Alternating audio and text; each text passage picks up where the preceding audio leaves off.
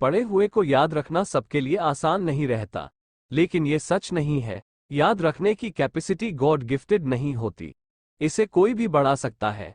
यहाँ हम बता रहे हैं ऐसी ही 5 टिप्स जो आपकी याद रखने की क्षमता को बढ़ा देंगी।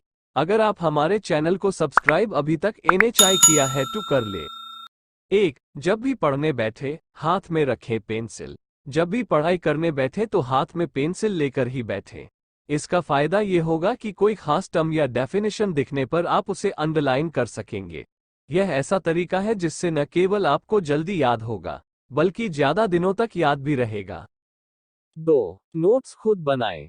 कई बार समय कम होने पर स्टूडेंट्स अपनी कक्षा के साथियों के नोट्स की फोटोकॉपी करवा लेते हैं।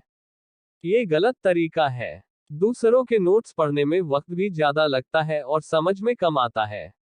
इसलिए अपने नोट्स खुद बनाने चाहिए।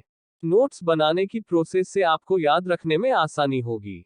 3. ग्रुप स्टडी अच्छा तरीका। अगर आपको या साथियों को एक साथ बैठकर पढ़ाई करने में दिक्कत नहीं है तो ग्रुप डिस्कशन एक अच्छा तरीका है। ग्रुप डिस्कशन में जब चर्चा करके पढ़ते हैं तो इस दौरान डिस्कस की गई बातें ज्यादा याद रहती हैं। 4. पढ़ाई के दौरान लेते रहें ब्रेक। लगातार स्टडी करने से ब्रेन थक जाता है।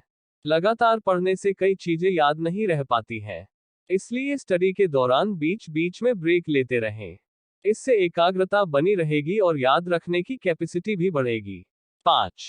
रिवीजन जरूर करें। आप जो भी पढ़ रहे हैं उसका रिवीजन करना नहीं भूलें। रिवीजन करने से यह समझ में आ जाता है कि आप जो पढ़ रहे हैं वह आपको याद भी हो रहा है अथवा नहीं। आप जो भी पढ़े उसका अगले हफ्ते रिवीजन जरूर करें।